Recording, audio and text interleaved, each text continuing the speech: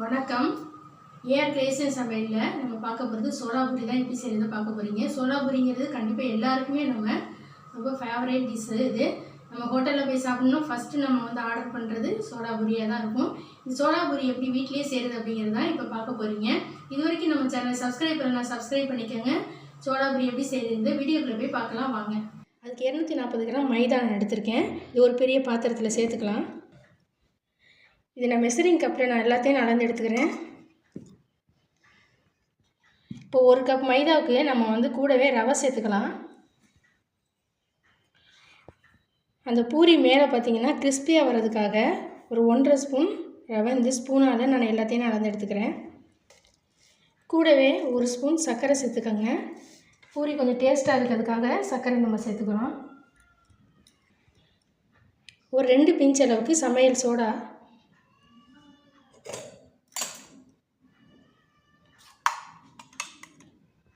தயிர் சேர்த்துக்கலாம். இதுக்கு ஒரு 3 ஸ்பூன் தயிர், ரொம்ப புளிக்காமல் இருக்கக்கூடிய தயிர் எடுத்துக்கோங்க. ஒரு 3 ஸ்பூன் தயிர்.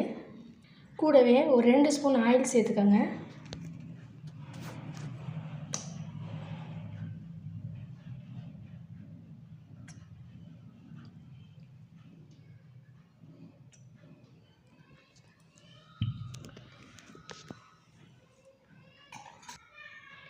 ஒரு 1/2 ஸ்பூன் தூள் உப்பு சேர்த்துக்கோங்க. இது எல்லாத்தையும் இப்போ கலந்து விட்டுக்கோங்க.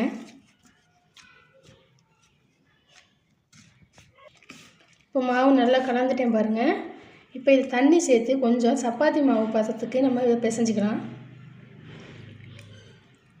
கொஞ்சம் கொஞ்சமாக தண்ணி சேர்த்து பிசைஞ்சிக்கோங்க.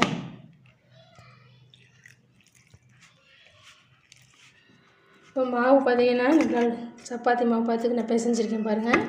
இது ஒரு 1/4 கிலோவுக்கு ஒரு 50 கிராம் மட்டும் கம்மியாக இருக்குது. 1/2 கிலோ நீங்கள் செய்கிறதா இருந்தால், ஒரு 5 பேர் இருக்கிறதா இருந்தால் 1/2 கிலோ நம்ம மாவு எடுத்து செய்கிற மாதிரி வரும். அதுக்கு தகுந்த நீங்கள் பொருள் எல்லாம் சேர்த்து நல்லா பிசைஞ்சிக்கோங்க. மாவோட பதம் பார்த்திங்கன்னா இந்த அளவுக்கு கொஞ்சம் லூஸாக இருக்கணும். இப்போ மாவு நல்லா பிசைஞ்சிட்டேன் பாருங்கள். இப்போ இது ஒரு 2 ஹவர்ஸாவது நல்லா ஊறி வரணும். ரவை மைதா எல்லாம் நம்ம சேர்த்ததுனால இதை ஒரு தட்டு போட்டு மூடி வச்சிருங்க.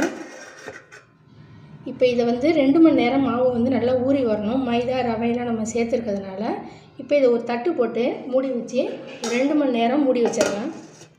இப்போ 2 மணி நேரம் நம்ம மாவு மூடி வச்சு 2 மணி நேரம் ஆயிடுச்சு. இப்போ மாவு பார்த்திங்கன்னா ரொம்ப சாஃப்டாக இருக்குது பாருங்கள். இப்போ இதில் நம்ம உருண்டை பிடிச்சிடலாம். இது உருண்டை பார்த்திங்கன்னா கொஞ்சம் பெருசாகவே நம்ம சோளாபூரிக்கு பெரிய சைஸில் நம்ம பிடிச்சிக்கலாம். இந்த மாதிரி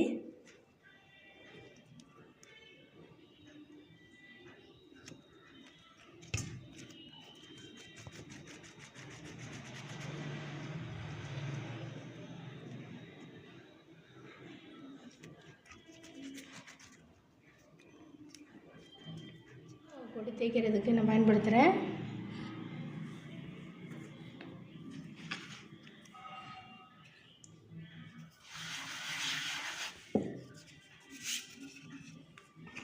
இது தேய்க்கிறது பார்த்திங்கன்னா ரொம்ப மெலிசாக தேய்ச்சிடாதீங்க, கொஞ்சம் மொத்தமாக இருக்கணும்.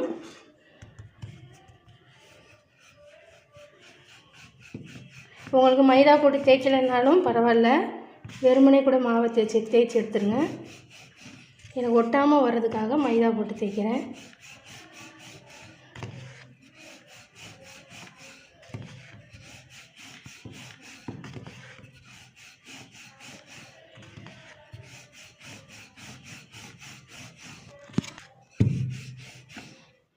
இப்போ நான் தேய்ச்சிட்டேன் பாருங்கள். எப்படி தேய்ச்சிருக்கேன்னு காமிக்கிறேன் உங்கள்கிட்ட. இந்த பாருங்கள், இந்த அளவுக்கு இருக்கணும். இந்த திண்ணை பார்த்திங்கன்னா இந்த அளவுக்கு ரொம்ப மெலிசாக தேய்க்காமல் இந்த அளவுக்கு தேய்ச்சிக்கோங்க. இப்போ எல்லாத்தையும் நானே இந்த மாதிரி தேய்ச்சி எடுத்துட்டேன். இதுக்கு எண்ணெய் நல்லா காஞ்சிருக்கணும். இப்போ எண்ணெய் நல்லா சூடாகிருக்கு அடுப்பில்.